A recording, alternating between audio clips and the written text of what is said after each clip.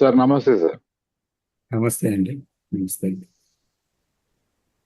Sir doctor Krishna అని మాట్లాడుతున్నాను. Sir చూశాను సార్. సార్ సార్ ఇప్పుడు ఆలోచించడమే సమస్య అయినప్పుడు ఉమ్. ఆలోచన పరిష్కారాన్ని ఎలా చూపిస్తుంది సార్? ఆ ప్రశ్న మీరు వేసుకున్నారా? అంటే ఎవరికి వాళ్ళు వేసుకోవాలి కదా ఆ ప్రశ్న. నిజమే, మీరు అది చాలా మంచి ప్రశ్న. ఆలోచనే సమస్య అయినప్పుడు ఆలోచన పరిష్కారాన్ని ఎలా చూపించగలదు? చాలా మంచి ప్రశ్న అది. అక్కడే కానీ కూర్చుని వాళ్ళం కదండి. మ్యూట్ చేయండి. కానీ మనము ఆలోచన ద్వారానే పరిష్కారాల వెంట పరిగెడుతున్నాం. అదే కదా మనం చేస్తున్న పని. ఆలోచన వల్లే సమస్యలు వస్తున్నాయని, ఆలోచన వల్లనే అన్ని జరుగుతున్నాయని తెలుసు మనకి.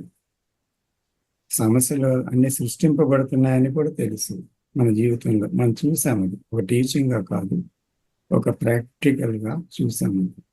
కానీ ఏమవుతుందంటే ఇక్కడ ఆలోచనతోనే మళ్ళీ ఒక సమాధానం వెతుకుతున్నాం దానికి, ఆ సమస్యకి.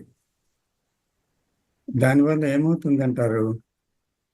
అప్పుడు మనం గతంలోనికి వెళ్తున్నామా, ప్రస్తుతంలోనికి చూస్తున్నామా? సమాధానం ఎక్కడి నుంచి వస్తుంది? ఒక పేరు మీరు అడిగారు, నేను పేరు వెంటనే చెప్పేశాను. నా ఉద్యోగం అడిగారు, చెప్పాను. తర్వాత ఇంకా కొంచెం లోతైన ప్రశ్న అడిగారు మీరు. 4-5 రోజులు జరిగిన ఒక ఆహార విషయంలో మీరేం తిన్నారు అని అడిగారు.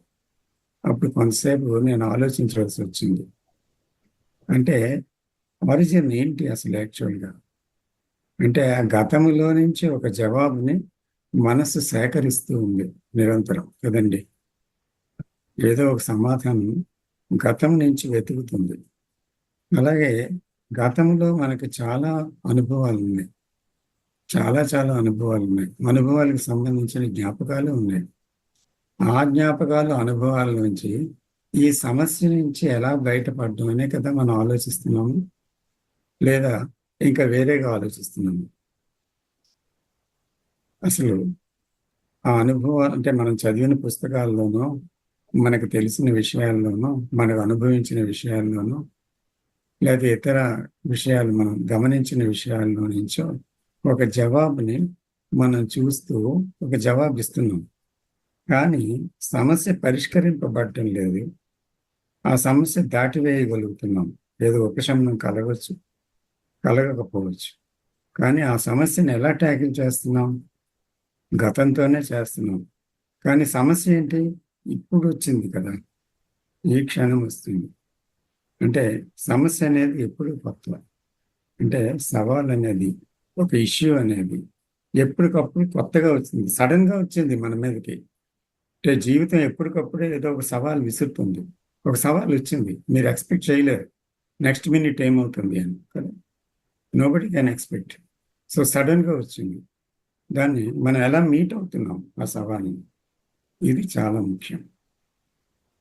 గతంతోనే మీట్ అవుతున్నామా, ప్రస్తుతంలో మీట్ అవుతున్నామా, దానికి జవాబే వెతుకుతున్నామా?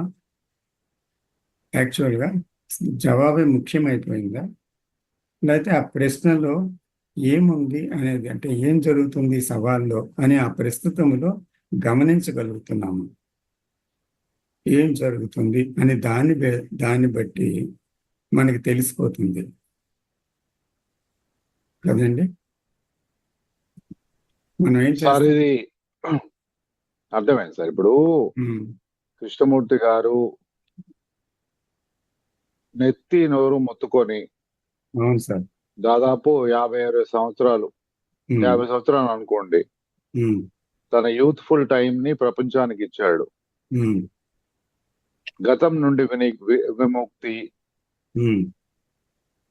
గతం నుండి విముక్తి ఎలా చెందాలా, దాన్ని స్వీయ అనుభూతిగా ఎలా పొందాలా అని పుస్తకాలు రాశారు. ప్లస్ అలాగే ఉమ్, యు ఆర్ ద వరల్డ్, నువ్వే ప్రపంచానం అని చెప్పారు. అవును. అయితే ఇప్పుడు ఏదైనా సంఘటన జరిగినప్పుడు ఉమ్, ఉమ్, మీరు అన్నట్టు ఆరిజిన్ అంటే ఈ మధ్యలో కొన్ని సంఘటనలు జరుగుతున్నప్పుడు ఉమ్, ఉమ్, సింపుల్ గా మీరు చాలాసార్లు ఈ విషయం చెప్పారు, మిత్రులకు పెద్దలకు అర్థమైందో లేదు, ఆలోచనని సహజంగా చూడండి. ఉమ్, అంటే ఆలోచన లేకుండా చూడడమా, కానీ ఒక మ్యాజిక్ జరుగుతా ఉంది. అట్లా చూసినప్పుడు ఒక మ్యాజిక్ జరుగుతా ఉంది. ఉమ్, ఒక శూన్యత అనలేం కానీ దాంట్లో రియాక్షన్ లేదు. అవును. ఉమ్, అవును. దానిలో ఒక రకమైన శాంతి, ఒక రకమైన ఉమ్,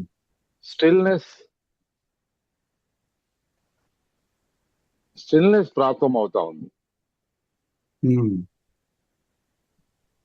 అలాగే జిడ్డు కృష్ణమూర్తి గాని మీరు గాని ఒక అనుభవం జరిగినప్పుడు ఉమ్, ఆ అనుభవం మాటల్లో చెప్పలేనిది.